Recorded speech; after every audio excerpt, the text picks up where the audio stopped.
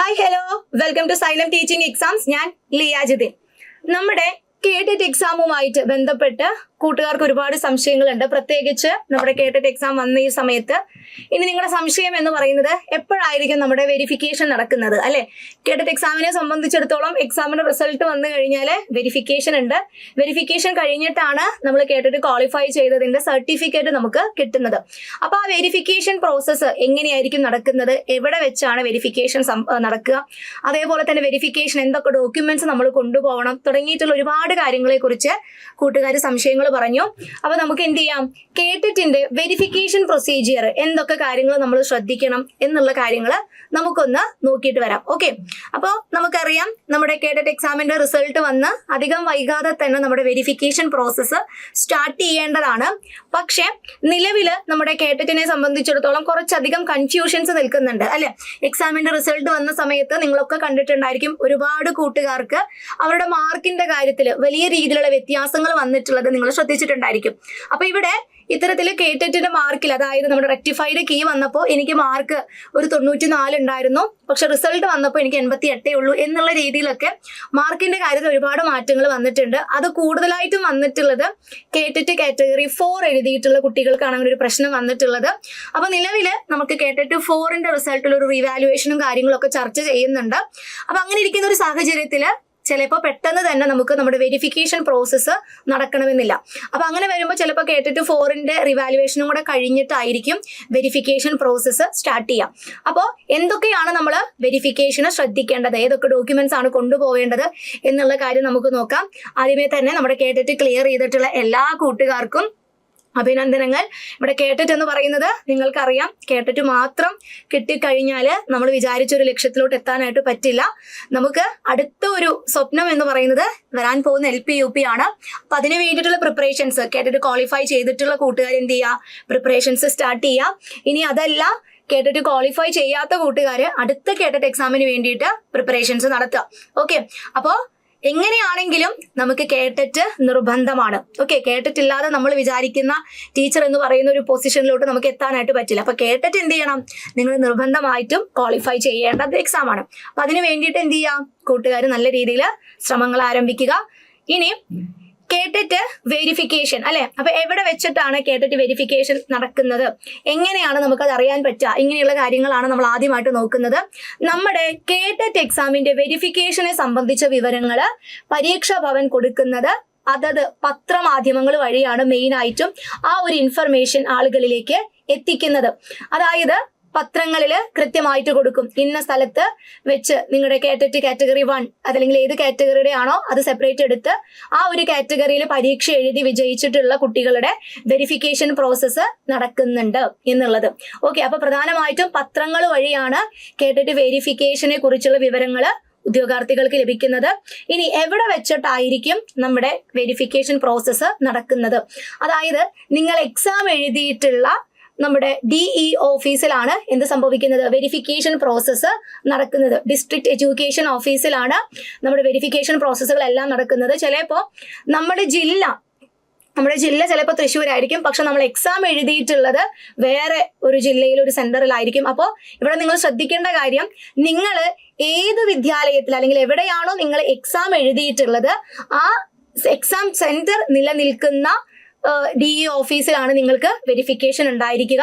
അപ്പൊ ഇവിടെ എല്ലാ DE ഓഫീസിലും ഒരു ദിവസമല്ല വെരിഫിക്കേഷൻ സംഭവിക്കുക.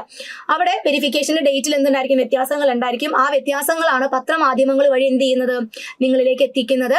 ഇനി അതല്ല, ഇനി വരാൻ പോകുന്ന ദിവസങ്ങളിൽ നിങ്ങൾ എന്ത് ചെയ്യുക, പത്രങ്ങളൊക്കെ വായിക്കുക.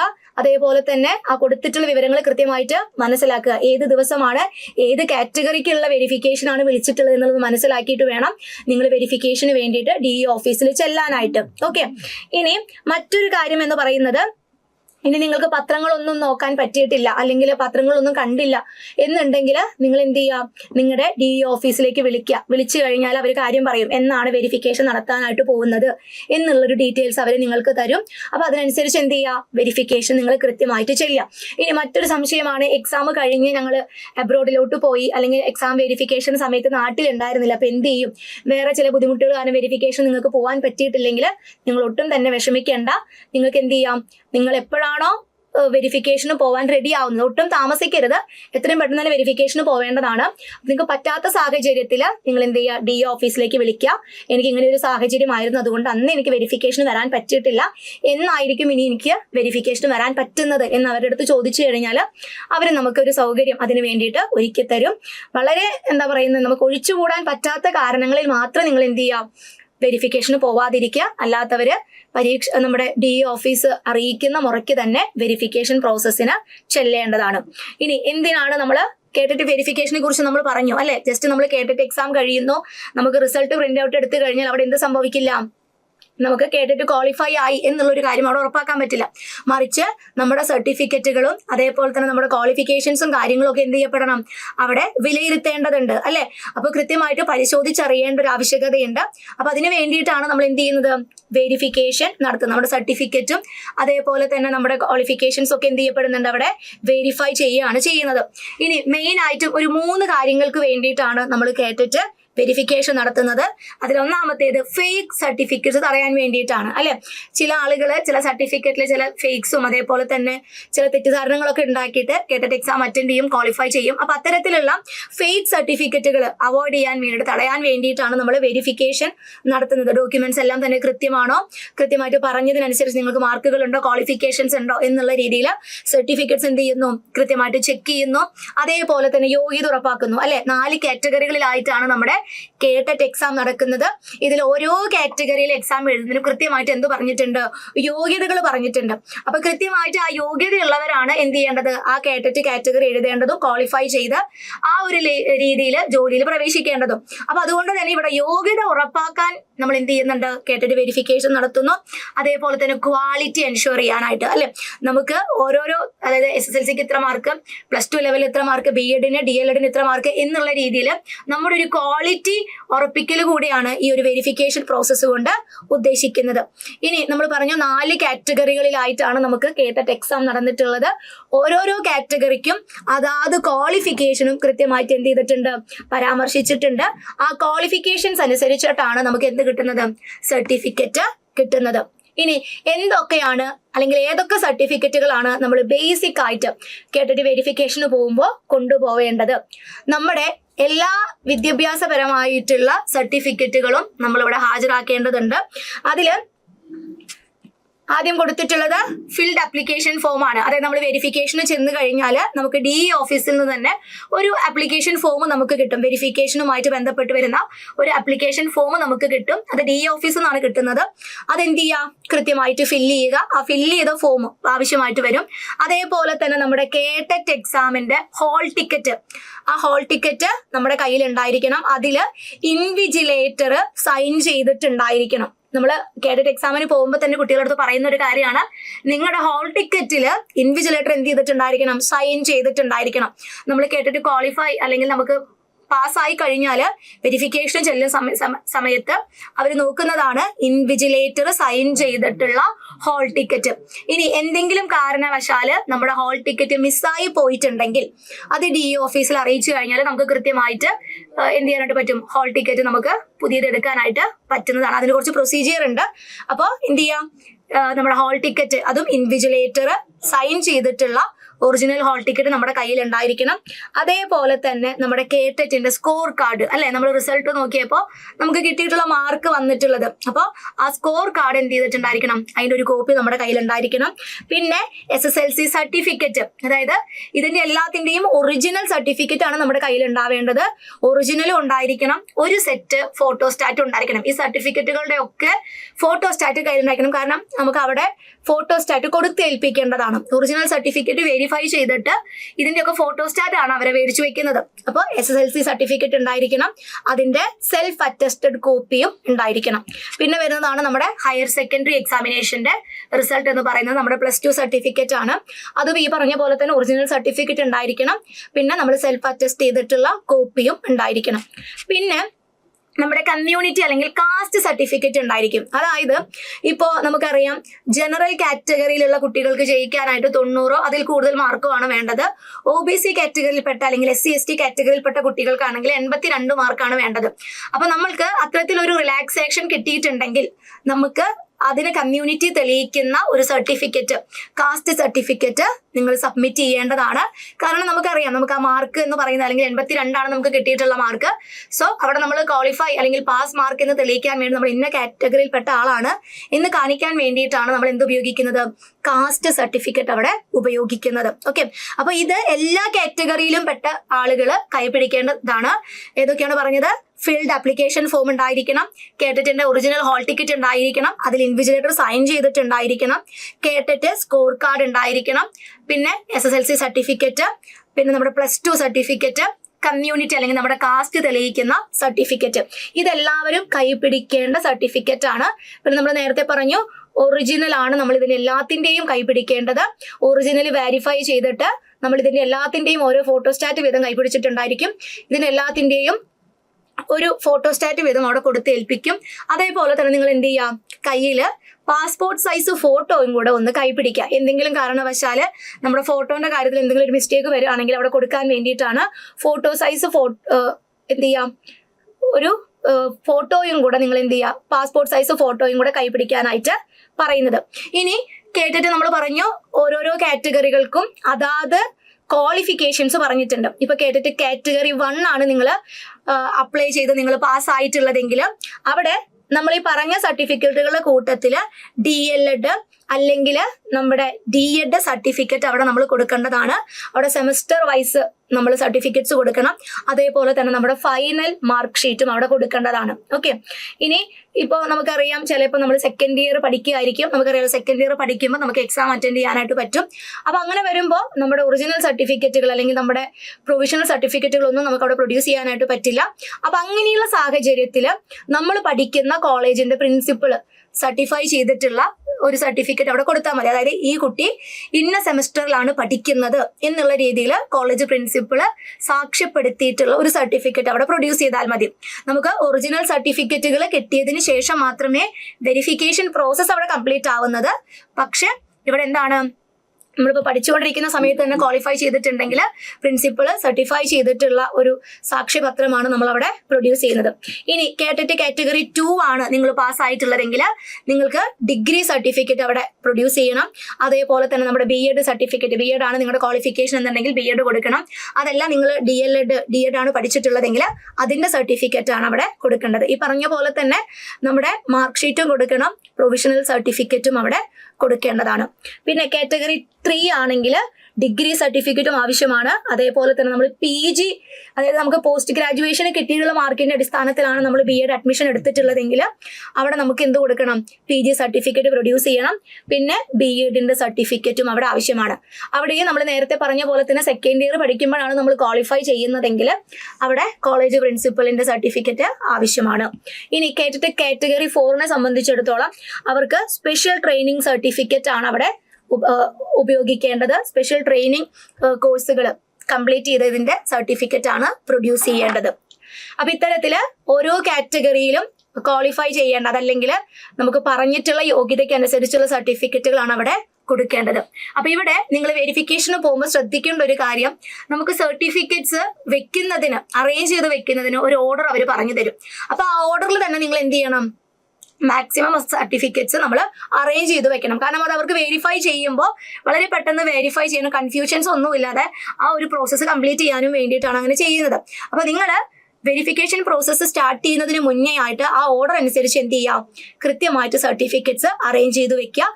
ഒറിജിനൽ സർട്ടിഫിക്കറ്റ്സ് അറേഞ്ച് ചെയ്ത അതേ രീതിയിൽ തന്നെ ഫോട്ടോ സ്റ്റാറ്റ്സും കൂടെ എന്ത് ചെയ്യാം, അറേഞ്ച് ചെയ്ത് വെക്കാനായിട്ട് നോക്കാം. ഓക്കെ, ഇനി മറ്റൊരു കാര്യം നമ്മൾ പറഞ്ഞു, ഒറിജിനൽ ഡോക്യുമെന്റ്സിന്റെ കൂടെ തന്നെ നിങ്ങൾ എന്ത് ചെയ്യണം, സെൽഫ് അറ്റസ്റ്റഡ് കോപ്പി, അവിടെ നിങ്ങൾ പ്രൊഡ്യൂസ് ചെയ്യുന്ന എല്ലാ ഒറിജിനൽ സർട്ടിഫിക്കറ്റുകളുടെയും ഫോട്ടോ സ്റ്റാറ്റ് പകർപ്പുകൾ നിങ്ങളുടെ കയ്യിൽ ഉണ്ടായിരിക്കണം.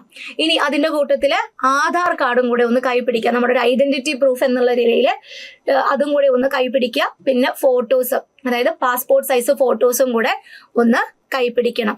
വെരിഫിക്കേഷൻ പ്രോസസ്സിനെ കുറിച്ച് നമ്മൾ പറഞ്ഞു, കൃത്യമായിട്ട് ഇന്ന ദിവസം ഇന്ന കാറ്റഗറിയിൽപ്പെട്ട, ഇപ്പം ചാവക്കാട് വിദ്യാഭ്യാസ ജില്ലയ്ക്ക് കീഴിൽ എക്സാം ക്വാളിഫൈ ചെയ്തിട്ടുള്ള എല്ലാ ഉദ്യോഗാർത്ഥികൾക്കും എന്താ പറയുന്നത്, ഇപ്പോൾ എല്ലാ കാറ്റഗറിയിലും പെട്ട കുട്ടികൾക്ക് ഒന്നിച്ചല്ല നമ്മൾ എന്ത് ചെയ്യുന്നത്, വെരിഫിക്കേഷൻ പ്രോസസ്സിന് വിളിക്കുന്നത്. സെപ്പറേറ്റ് ആയിട്ട് കാറ്റഗറി എടുത്ത് തന്നെ ചോദിച്ചിട്ടായിരിക്കും വെരിഫിക്കേഷൻ പ്രോസസ്സ് നടക്കുക. ഇപ്പോൾ 28 7/2026 കാറ്റഗറി 1 പകൽ സമയത്തും ഉച്ചയ്ക്ക് ശേഷം 2 മണി മുതൽ കാറ്റഗറി 2 നമ്മൾ വെരിഫിക്കേഷൻ നടത്തുന്നു എന്നുള്ള രീതിയിൽ സെപ്പറേറ്റ് എടുത്ത് തന്നെ പറയും. അതുകൊണ്ട് അത് ശ്രദ്ധിച്ചിട്ട് സമയത്തിനനുസരിച്ച് എന്ത് ചെയ്യാം, നിങ്ങൾ DE ഓഫീസിലേക്ക് എത്താനായിട്ട് ശ്രമിക്കാം. ഓക്കെ, ഇനി ഇമ്പോർട്ടൻ്റ് ആയിട്ടുള്ള കുറച്ച് കാര്യങ്ങളുണ്ട് നിങ്ങൾക്ക് ഓർക്കാൻ വേണ്ടിയിട്ട്. ഇവിടെ സെൽഫ് അറ്റസ്റ്റഡ് കോപ്പി നിർബന്ധമാണ്. നമ്മൾ എല്ലാത്തിൻ്റെയും ഒറിജിനൽ സർട്ടിഫിക്കറ്റ് നമ്മൾ കൈപിടിച്ചു അവിടെ എത്തിയപ്പോഴാണ് അവർ പറയുന്നത് ഫോട്ടോസ്റ്റാറ്റ് വേണം. അപ്പോൾ ആ ഒരു സമയത്ത് നമ്മൾ വളരെ തിരക്കിട്ട് ഓടിപ്പിടിച്ചതിൻ്റെ ഫോട്ടോസ്റ്റാറ്റ് എടുക്കുന്ന സ്ഥലം എവിടെയായിരിക്കും എന്നൊക്കെയുള്ള രീതിയിൽ നമ്മൾ കൺഫ്യൂഷൻ ആയി കഴിഞ്ഞാൽ നമ്മളെ ആ ദിവസം അന്നത്തെ അത് പോയി കിട്ടും. കാരണം ഇത്രയധികം സർട്ടിഫിക്കറ്റ്സ് നമുക്കവിടെ പ്രൊഡ്യൂസ് ചെയ്യണം, അതിൻ്റെ എല്ലാത്തിൻ്റെയും കോപ്പിയും കൊടുക്കണം. അപ്പം ഇത് മൊത്തത്തിലൊരു ഓട്ടപ്പാച്ചിൽ പോലെയാവും. അപ്പം അതുകൊണ്ട് നിങ്ങൾ മുൻകൂട്ടി തന്നെ എന്ത് ചെയ്യണം, ഒറിജിനൽ സർട്ടിഫിക്കറ്റ്സിൻ്റെ എല്ലാത്തിൻ്റെയും സെൽഫ് അറ്റസ്റ്റഡ് കോപ്പി കയ്യിൽ കരുതിയിട്ടുണ്ടായിരിക്കണം. അത് നേരത്തെ പറഞ്ഞ രീതിയിൽ അറേഞ്ച് ചെയ്തും വെച്ചിട്ടുണ്ടായിരിക്കണം. ഇനി മറ്റൊരു കാര്യം എന്ന് പറയുന്നത്, നമ്മൾ പറഞ്ഞു കോഴ്സ് ചെയ്യുമ്പോഴാണ് നിങ്ങൾ ടെറ്റ് എഴുതി പാസ്സാവുന്നത് എന്നുണ്ടെങ്കിൽ ഈ കുട്ടി, അതായത് കോളേജ് പ്രിൻസിപ്പൾ കൃത്യമായിട്ട് കുട്ടിയുടെ പേര് മെൻഷൻ ചെയ്തുകൊണ്ട് ഈ കുട്ടി സെക്കൻഡ് ഇയറിൽ ഈ കോളേജിൽ ഇന്ന കോളേജിൽ പഠിക്കുന്നുണ്ട് എന്ന പ്രിൻസിപ്പളിന്റെ സാക്ഷ്യപത്രം നിർബന്ധമാണ്. ഇനി മറ്റൊരു കാര്യം ശ്രദ്ധിക്കേണ്ടത്, അതർ സ്റ്റേറ്റ് യൂണിവേഴ്സിറ്റി, അതായത് കേരളത്തിനകത്തെ യൂണിവേഴ്സിറ്റികൾ അല്ലാതെ പുറമേയുള്ള കേരളത്തിന് പുറത്തുള്ള യൂണിവേഴ്സിറ്റികളിൽ നിന്നാണ് നമ്മൾ ഡിഗ്രിയോ PGയോ അതല്ലെങ്കിൽ നമ്മൾ എടുത്തിട്ടുള്ളതെങ്കിൽ, ആ ക്വാളിഫിക്കേഷൻസ് നമ്മൾ നേടിയെടുത്തിട്ടുള്ളതെങ്കിൽ അവിടെ ഇക്വലൻസി സർട്ടിഫിക്കറ്റ് അതല്ലെങ്കിൽ നമ്മുടെ ജെന്യുവൻസി സർട്ടിഫിക്കറ്റ് അവിടെ പ്രൊഡ്യൂസ് ചെയ്യേണ്ടതുണ്ട്. അപ്പോൾ ആ ഇക്വലൻസി സർട്ടിഫിക്കറ്റും കൂടെ പ്രൊഡ്യൂസ് ചെയ്യുമ്പോഴാണ് ആ വെരിഫിക്കേഷൻ പ്രോസസ്സ് അവിടെ കംപ്ലീറ്റ് ആവുന്നത്. ഇനി മറ്റൊരു കാര്യം, നമ്മുടെ സർട്ടിഫിക്കറ്റുകളിലെ പേരും നമ്മുടെ ഹോൾ ടിക്കറ്റിൽ കൊടുത്തിട്ടുള്ള പേര്, ഡേറ്റ് ഓഫ് ബർത്ത്, ഇങ്ങനെയുള്ള കാര്യങ്ങളിലെ ഏതെങ്കിലും മിസ്മാച്ച് വന്നു കഴിഞ്ഞാൽ വെരിഫിക്കേഷൻ പ്രോസസ്സ് അവിടെ നടക്കില്ല. ഉടനെ തന്നെ അവർ റിജക്റ്റഡ് എന്നുള്ള രീതിയിൽ കാണുകയാണ് ചെയ്യുക. അപ്പം അത്തരത്തിൽ ഏതെങ്കിലും തരത്തിലുള്ള നമ്മുടെ ഹോൾ ടിക്കറ്റിൽ നമ്മുടെ പേരോ അതല്ലെങ്കിൽ ഡേറ്റ് ഓഫ് ബർത്തിൻ്റെയോ കാര്യത്തിൽ എന്തെങ്കിലും ഒരു മിസ്മാച്ച് ഉണ്ടെങ്കിൽ നിങ്ങൾ എന്ത് ചെയ്യുക, DE ഓഫീസിൽ അതാത് അധികാരികളെ കണ്ട് ആ പ്രശ്നം എങ്ങനെ പരിഹരിക്കപ്പെടാവുന്നതാണ്, പരിഹരിക്കപ്പെട്ടിട്ടുണ്ട്. അപ്പം എന്ത് ചെയ്യുക, ഇതെങ്ങനെ സോൾവ് ചെയ്യാം എന്നുള്ള രീതിയിൽ ആ കാര്യങ്ങൾ മുന്നോട്ടേക്ക് നീക്കുക. ഓക്കെ, അപ്പം അതൊന്ന് ശ്രദ്ധിക്കണം. പിന്നെ വെരിഫിക്കേഷൻ കഴിഞ്ഞാൽ നെക്സ്റ്റ് വരുന്നത് നമുക്ക് സർട്ടിഫിക്കറ്റ്സ് ആണ് അല്ലെ. അപ്പൊ വെരിഫിക്കേഷൻ പ്രോസസ്സ് കംപ്ലീറ്റ് ആയിട്ടുള്ള രീതിയിൽ കഴിഞ്ഞിട്ടാണ് നമുക്ക് എന്ത് കിട്ടുന്നത്, സർട്ടിഫിക്കറ്റ്സ് കിട്ടുന്നത്. അതാണ് നമ്മൾ PSC നിയമനങ്ങൾക്ക് വേണ്ടിയിട്ട് ഉപയോഗിക്കുന്നത്. വെരിഫിക്കേഷൻ സക്സസ് ആയി കഴിഞ്ഞാൽ ഏകദേശം ഒരു 6 മുതൽ 1 വർഷത്തിനുള്ളിലാണ് സർട്ടിഫിക്കറ്റ് വിതരണം നടക്കുന്നത്. അപ്പൊ ഇവിടെ നമ്മുടെ വെരിഫിക്കേഷൻ പ്രോസസ്സ് നടക്കുന്നത് നമ്മൾ പറഞ്ഞു എവിടെയാണ്, DE ഓഫീസിലാണ്. അത് പത്രങ്ങൾ വഴിയാണ് ഇന്ന ദിവസം നടക്കുന്നുണ്ട് എന്നുള്ളൊരു കാര്യം അറിയിക്കുന്നത്. ഇവിടെ സർട്ടിഫിക്കറ്റ് വിതരണവും എവിടെ തന്നെയാണ്, നമ്മുടെ DE ഓഫീസിലാണ് നടക്കുന്നത്. അതും ഈ പറഞ്ഞ പോലെ തന്നെ പത്രമാധ്യമങ്ങൾ വഴി കൃത്യമായിട്ട് അറിയിക്കും. ഇന്ന ദിവസം ഈ ഒരു എക്സാം എഴുതിയിട്ടുള്ള ഉദ്യോഗാർത്ഥികളുടെ കേട്ടറ്റ് സർട്ടിഫിക്കറ്റ് വിതരണം 10 മണി മുതൽ നടക്കുന്നുണ്ട്. അപ്പോൾ അർഹരായിട്ടുള്ളവർ എന്ത് ചെയ്യാം, സർട്ടിഫിക്കറ്റ് വെരിഫിക്കേഷൻ കഴിഞ്ഞ ആളുകൾ എന്ത് ചെയ്യുക, നിങ്ങളുടെ സർട്ടിഫിക്കറ്റുകൾ കൈപ്പറ്റാനായിട്ട് വരണം എന്നുള്ള രീതിയിൽ പത്രങ്ങളിൽ വരും. അപ്പം എന്ത് ചെയ്യണം, അതിനനുസരിച്ച് പോയിട്ട് നമുക്ക് സർട്ടിഫിക്കറ്റ് കളക്ട് ചെയ്യാനായിട്ട് പറ്റും. ഇനി നമുക്കറിയാം കേട്ടറ്റ് സർട്ടിഫിക്കറ്റിന്റെ വാലിഡിറ്റി എന്ന് പറയുന്നത് ലൈഫ് ടൈം ആണ് അല്ലെ. നമ്മൾ ഒരിക്കൽ കേട്ടറ്റ് എഴുതി ക്വാളിഫൈ ആയി കഴിഞ്ഞാൽ പിന്നെ എന്ത് ചെയ്യണ്ട, ഈ ഒരു സർട്ടിഫിക്കറ്റ് നമുക്ക് റിന്യൂ ചെയ്യേണ്ട ഒരു ആവശ്യം അവിടെ വരുന്നില്ല. ലൈഫ് ടൈം വാലിഡിറ്റി ആണ് കേട്ടറ്റ് സർട്ടിഫിക്കറ്റിന് വരുന്നത്. അപ്പൊ ഇതൊക്കെയാണ് നമ്മുടെ കേട്ടറ്റ് വെരിഫിക്കേഷനുമായിട്ട് ബന്ധപ്പെട്ട് വരുന്ന കാര്യങ്ങൾ. അപ്പൊ നമുക്കറിയാം കേട്ടറ്റ് ഏതാണ്, കാറ്റഗറി 4 കുട്ടികളാണ് ഇപ്പൊ കുറച്ച് കൺഫ്യൂസ്ഡ് ആയിട്ടിരിക്കുന്നത്. കാരണം ഞങ്ങൾക്ക് പ്രൊവിഷണൽ ആൻസർ കീ വന്നപ്പോഴും റെക്ടിഫൈഡ് ആൻസർ കീ വന്നപ്പോഴും നല്ല മാർക്ക് ഉണ്ടായിരുന്നു. പക്ഷെ റിസൾട്ട് വന്നപ്പോൾ ഞങ്ങൾ തോറ്റുപോയി. സോ അങ്ങനെ K4 സംബന്ധിച്ചിടത്തോളം കുറച്ചധികം പ്രശ്നങ്ങൾ നിൽക്കുന്നുണ്ട്. ബാക്കി കാറ്റഗറീസിനെ സംബന്ധിച്ച് കുറച്ച് പ്രശ്നങ്ങൾ കൂടുതൽ K4 തന്നെയാണ്. അധികം വൈകാതെ തന്നെ ആ പ്രോബ്ലംസ് ഒക്കെ സോൾവ് ചെയ്യപ്പെടും. ഇനി അതെല്ലാം നമുക്ക് റിസൾട്ട് വന്നപ്പോൾ നമ്മൾ ക്വാളിഫൈ ആയിട്ടില്ലെങ്കിൽ ഞാൻ ആദ്യമേ പറഞ്ഞു കേട്ടറ്റ് നിർബന്ധമാണ്. എത്രയും പെട്ടെന്ന് തന്നെ അത് നേടിയെടുക്കണം. അപ്പൊ നമ്മുടെ സൈലന്റ് ടീച്ചിങ് എക്സാംസിൽ കേട്ടറ്റിന് വേണ്ടിയിട്ടുള്ള ബാച്ചുകൾ ആരംഭിച്ചിട്ടുണ്ട്. KTET category 1, category 2, category 3 maths and ഇംഗ്ലീഷിന്റെ ലൈവ് ബാച്ചുകളാണ് നമ്മൾ സ്റ്റാർട്ട് ചെയ്തിട്ടുള്ളത്. അപ്പോൾ ഇവിടെ ഒരു ലൈവ് ബാച്ച് എന്ന് പറയുമ്പോൾ ഇന്ററാക്ഷൻ ഉള്ള ഒരു സ്പേസ് വരുന്നുണ്ട്. നിങ്ങൾക്ക് ഡൗട്ട്സ് ഉള്ള കാര്യങ്ങൾ ചോദിക്കാനും കൃത്യമായിട്ട് നിങ്ങൾക്ക് പഠിക്കേണ്ട കാര്യങ്ങൾ മാത്രം ഉൾക്കൊള്ളിച്ചുകൊണ്ടുള്ള ക്ലാസ്സുകളാണ് നമ്മൾ പ്രൊവൈഡ് ചെയ്യുന്നത്. അതുകൂടാതെ cadet category 3 natural science, social science, physical science തുടങ്ങിയ ബാച്ചുകൾ റെക്കോർഡഡ് ബാച്ചുകളായിട്ട് നമ്മൾ ആരംഭിച്ചിട്ടുണ്ട്. അപ്പോൾ നമ്മുടെ കോഴ്സിനെ കുറിച്ചും അതേപോലെ തന്നെ നമ്മുടെ കോഴ്സിന്റെ ഫീച്ചേഴ്സിനെ കുറിച്ചൊക്കെ നിങ്ങൾ എന്ത് ചെയ്യാം, നമ്മുടെ സ്ക്രീനിൽ കാണുന്ന നമ്പറിൽ കോൺടാക്ട് ചെയ്ത് കഴിഞ്ഞാൽ നിങ്ങൾക്ക് അറിയാനായിട്ട് പറ്റും.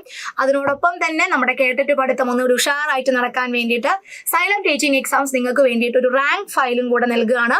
ഇവിടെ 12 സബ്ജക്ട്സ് 6 പുസ്തകങ്ങളിലായിട്ടാണ് നിങ്ങളിലേക്ക് എത്തിക്കുന്നത്. എന്താണോ നമ്മൾ പഠിക്കേണ്ടത് ആ ഒരു ഇമ്പോർട്ടൻ്റ് ആയിട്ടുള്ള നമ്മുടെ SCERTയിലെ ഫാക്ട്സ് എല്ലാം തന്നെ ഉൾക്കൊള്ളിച്ചുകൊണ്ട് PYQs എല്ലാം ഇൻക്ലൂഡ് ചെയ്തുകൊണ്ടുള്ള ഒരു റാങ്ക് ഫയലാണ് നിങ്ങളിലേക്ക് എത്തിക്കുന്നത്. അപ്പോൾ നമ്മുടെ റാങ്ക് ഫയല് നിങ്ങൾക്ക് വളരെ ഒരു യൂസ്ഫുൾ ആയിരിക്കും കേഡറ്റ് നേടിയെടുക്കുന്നതിൽ. എത്രയും പെട്ടെന്ന് തന്നെ എന്ത് ചെയ്യുക, നിങ്ങൾ കേഡറ്റ് എക്സാമിന് വേണ്ടിയിട്ടുള്ള പ്രിപ്പറേഷൻസ് സ്റ്റാർട്ട് ചെയ്യുക.